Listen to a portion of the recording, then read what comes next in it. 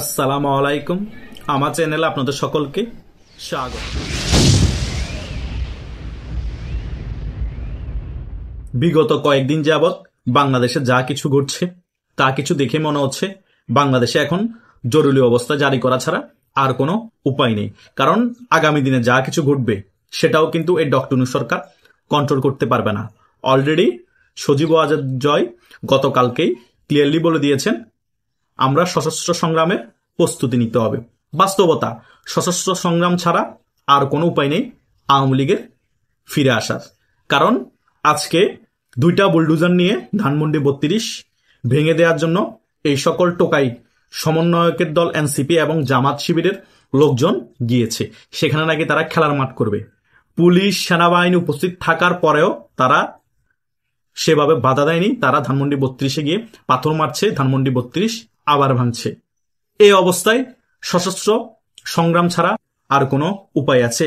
আর এই অবস্থায় যদি রাষ্ট্রপতি শাহাবুদ্দিন চুপ্পু জরুরি অবস্থা জারি না করে এবং সেনাবাহিনী যদি সামরিক শাসন জারি না করে, তাহলে পরিস্থিতি সম্পূর্ণরূপে গৃহযুদ্ধের পর্যায়ে চলে যাবে। অলরেডি বাংলাদেশের মধ্যে অঘোষিত গৃহযুদ্ধ চলছেই। তা রাষ্ট্রপতি চুপ্পুর যে শেষ খেলা আছে, এখনই পারফেক্ট সময় ওই খেলা প্রয়োগ করা। কারণ মাঠ সম্পূর্ণরূপে রেডি হয়ে আছে। আরো রেডি হওয়ার জন্য যদি অপেক্ষা করেন তাহলে করতেই পারেন। সেজন্য আরো 1 থেকে 2 মাস অপেক্ষা করতে হবে রাষ্ট্রপতি শাহাবুদ্দিন চুপ্পুকে। আর সেনাবাহিনী প্রধানের উপর আমি এখনো ভরসা করতে পারছি না। রাষ্ট্রপতি শাহাবুদ্দিন চুপ্পু হয়তো সে কারণে জরুরি অবস্থা জারি করতে পারেনি আগেও এবং সামনেও পারবে কিনা। যদি সেনাবাহিনীর প্রধান ওয়াকারুজ্জামান বিতর্কতভাবে রাজি থাকতো তাহলে দুজনেই মিলেই যোগসাজশ করে অনেক আগে জরুরি অবস্থা জারি হতো। তবুও সেনাবাহিনীর প্রধান ওয়াকারুজ্জামান বিচার বিবেচনা আগামীতে করতে পারে জরুরি অবস্থা জারি করার জন্য রাষ্ট্রপতির সাথে। এই দুজনই এখন সাংবিধানিকভাবে বহাল আছে বাংলাদেশে। এই দুইটা পদই, রাষ্ট্রপতিটা আর সেনাবাহিনীর প্রধানেরটা, এই দুজনকে নিয়েই 5 আগস্ট পরবর্তী সময় থেকে অনেক বেশি ষড়যন্ত্র হয়েছে। সবচেয়ে বেশি হয়েছে রাষ্ট্রপতি শাহাবুদ্দিন চুপ্পুকে সরানোর ক্ষেত্রে, এবং সেনাবাহিনীর প্রধান ওয়াকারুজ্জামানকে সরানোর ক্ষেত্রে ষড়যন্ত্র কম হয়নি। তারা দুইজনে এই ব্যাপারগুলো বুঝতে পেরেও কেন জরুরি অবস্থা জারি করে না? ওই মেসাকার পরিস্থিতি বাংলাদেশে যখন বিরাজমান ছিল। এখন তো আরো বেশি মেসাকার পরিস্থিতির দিকে যাচ্ছে বাংলাদেশ। অলরেডি সারা বাংলাদেশে শাটডাউন পালিত হচ্ছে, বিভিন্ন জায়গায় ককটেল বিস্ফোরণ, গাছপালা ফেলে বিভিন্ন রাস্তা অবরোধ, এবং জনগণ এখন ভয়ে আতঙ্কে আছে, সকলে ঘরের মধ্যে বসে আছে। শেখ হাসিনার আজকে যদি সত্যিকারের ফাঁসি রায় দিয়েই দেয় তাহলে সারা বাংলাদেশে কন্টিনিউয়াসলি আগুন জ্বলবে, আতঙ্ক থাকবে। অলরেডি গৃহযুদ্ধের অঘোষিত ঘোষণা হয়ে যাবে শেখ হাসিনা রায়ের মাধ্যমে। তাহলে কি হবে? তাহলে অপশন একটাই, জরুরি অবস্থা, না সামরিক শাসন, যেটাই বলেন না কেন যে কোনো একটা করতেই হবে ওয়াকারুজ্জামান এবং রাষ্ট্রপতি শাহাবুদ্দিন চুপ্পুকে। তাদের হাতে এখন মূল চাবিকাঠি। তারা যদি এখনো মেইন খেলাটা না খেলে কখন খেলবে? সেনাবাহিনী প্রধান ওয়াকারুজ্জামান বলেছে না, সাধারণ জনগণের নিরাপত্তা দেওয়ার দায়িত্ব তার।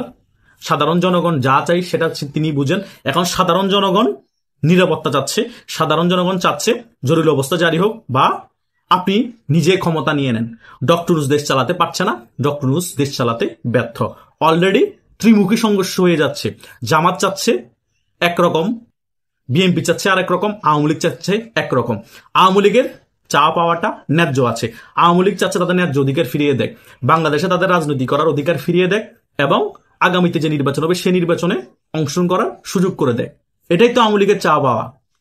এই চা পাওয়া তাকে সাধারণ নাগরিক হিসেবে চাইতেই পারে, তাই নয় কি? বাংলাদেশের সবচেয়ে বড় দল হচ্ছে বাংলাদেশ আওয়ামী লীগ, এবং এই বাংলাদেশকে জন্ম দিয়েছে বাংলাদেশ আওয়ামী লীগ। তাহলে সেই দল কেন কার্যক্রম নিষিদ্ধ থাকবে? সেই দল কেন বাংলাদেশে নির্বাচন করতে পারবে না? সেই দল কেন বাংলাদেশে রাজনৈতিক কার্যক্রম চালাতে পারবে না? এটা হাস্যকর বিষয়। পৃথিবীর ইতিহাসে এর আগে একটি মাত্র দেশ ছিল যে তারা স্বাধীনতা অর্জনের জন্য সেই দেশের নেতৃত্ব দিয়েছে। পরবর্তী সময় সে দেশ স্বাধীনতা অর্জনের পর সেই দলটাকে 6 বছর পরে নিষিদ্ধ করা হয়েছিল। সেই দেশটা হচ্ছে ঘানা। এর দ্বিতীয় দেশ হিসেবে হচ্ছে বাংলাদেশ, যে দলই বাংলাদেশের স্বাধীনতা সংগ্রাম অর্জনের জন্য নেতৃত্ব দিয়েছে সেই দলের কার্যক্রমকে এত বছর পরে গিয়ে নিষিদ্ধ করা হয়েছে। কিন্তু ঘানার মধ্যে ওই দলটাকে নিষিদ্ধ করার পর সে দল আবার 15 বছর পরে ব্যাক করেছিল রাজনীতিতে। কিন্তু বাংলাদেশ আওয়ামী লীগ, বাংলাদেশের সবচেয়ে বড় দল, বাংলাদেশ আওয়ামী লীগের 15 বছরও সময় লাগবে না। 15 বছরের আগে বাংলাদেশ আওয়ামী লীগ ব্যাক করবে, হয়তোবা আর 1-2 মাস বা 1-2 বছরের ভিতর ব্যাক করবে এবং আগের থেকে শক্তিশালী রূপে ব্যাক করবে এবং বাংলাদেশে আবার ক্ষমতায় আসবে। তাই এই পরিস্থিতি যদি বিরাজমান থাকে তাহলে সত্যিকারের হয়তোবা সশস্ত্র সংগ্রামের মাধ্যমে, সশস্ত্র যুদ্ধের মাধ্যমে আবারও যুদ্ধ করে আওয়ামী লীগকে ফিরে আসতে হবে।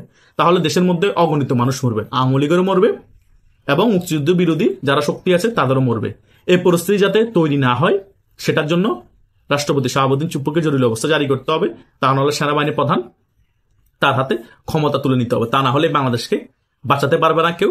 বাংলাদেশ এমনিতে ধ্বংস হয়ে গিয়েছে, বিন্দু পরিমাণ যা বাকি আছে সেটাও ধ্বংস হয়ে যাবে। তাই দেশ রক্ষার্থে রাষ্ট্রপতি এবং সেনাবাহিনী প্রধানকে এগিয়ে আসতে হবে।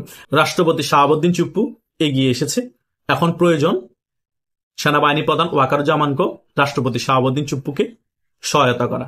যদি সহায়তা করে মন থেকে সেনাবাহিনী প্রধান ওয়াকারুজ্জামান, তাহলে রাষ্ট্রপতি শাহাবুদ্দিন চুপ্পু দেশের এই ক্রান্তি লগ্ন দেখে জরুরি অবস্থা জারি করে দিবে। আর জরুরি অবস্থা জারি করার পরে দেশের মধ্যে যে এখন ম্যাসাকার পরিস্থিতি আছে, দেশের মধ্যে যে আতঙ্ক বিরাজ করছে, সকল কিছু ঠিক হয়ে যাবে। দেশের মধ্যে যে গৃহযুদ্ধ অবস্থা আছে সকল কিছু ঠিক করে ফেলতে পারবে সেনাবাহিনী। এখন সেটাই প্রয়োজন, কারণ আপনি বাংলাদেশের স্বাধীনতা অর্জনের নেতৃত্বকারী দলকে রাজনীতি করতে দিবেন না, নির্বাচন অংশগ্রহণ করতে দিবেন না এবং মুক্তিযোদ্ধাদেরকে অপমান করবেন। মুক্তিযুদ্ধে যত সিম্বল আছে সকল কিছু আপনি ধ্বংস করে দিবেন। তো দেশের মধ্যে কি গৃহযুদ্ধ লাগবে না? দেশের মধ্যে কি ওই সকল জনগণ যারা মুক্তিযুদ্ধকে ভালোবাসে, যারা আওয়ামী লীগকে ভালোবাসে, তারা সশস্ত্র সংগ্রাম করবে না? অবশ্যই করবে। ওটা যাতে করতে না হয় সে কারণে দেশের মধ্যে এখন জরুরি অবস্থা জারি খুবই প্রয়োজন হয়ে পড়েছে। রাষ্ট্রপতি শাহাবুদ্দিন চুপ্পু এক পায়ে রাজি, এখন শুধু সেনাবাহিনীর প্রধান ওয়াকারুজ্জামান সহায়তা প্রয়োজন। তাহলে দেশের মধ্যে গৃহযুদ্ধ থেকে আমরা বেঁচে যাব।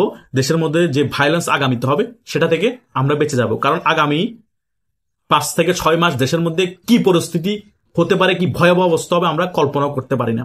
এটাই চাচ্ছে পাকিস্তান, এটাই চাচ্ছে যারা বাংলাদেশকে পছন্দ করে না ওই সকল মানুষগুলো। তারা বাংলাদেশে বসবাস করে, বাংলাদেশ থেকে অক্সিজেন নেই, কিন্তু তারা এখনো পাকিস্তান প্রীতি করছে, তারা এখনো পাকিস্তানকে ভালোবাসে। তারা চায় বাংলাদেশ পাকিস্তানের থেকেও অর্থনীতি দুর্বল হয়ে যাক, বাংলাদেশ একেবারেই ভঙ্গুর হয়ে যায়। তাদের কথা হচ্ছে তাদের পেয়ারে পাকিস্তান বাংলাদেশ থেকে অর্থনীতি দুর্বল, তাদের পেয়ারে পাকিস্তানে এখনো জঙ্গি হামলা হয়, তাদের পেয়ারে পাকিস্তানের মধ্যে এখনো মানুষ শান্তিতে থাকতে পারে না।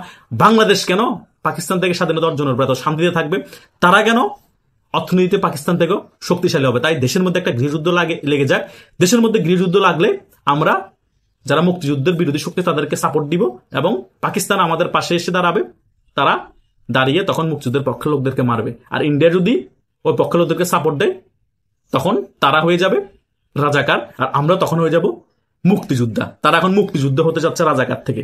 সে কারণে দেশের মধ্যে ডিভাইড এন্ড রুল জারি করে দিয়েছে এবং দেশের মধ্যে প্রতিহিংসা তৈরি করে দিয়েছে ডক্টর ইউনূস এবং এই জামাত ইসলামী সিন্ডিকেট যারা আছে মুক্তিযুদ্ধ বিরোধী, তারাই দেশের মধ্যে এই খেলা এখন চলতেছে। এই খেলা যাতে আরো বেশি বাংলাদেশের মধ্যে সক্রিয় না হয়ে যায় সে কারণেই জরুরি অবস্থা জারি করা প্রয়োজন। রাষ্ট্রপতি শাহাবুদ্দিন চুপ্পু এবং সেনাবাহিনী তাতে সহায়তা করা প্রয়োজন। সেটা যদি না হয় বাংলাদেশ আর বাংলাদেশ থাকবে না।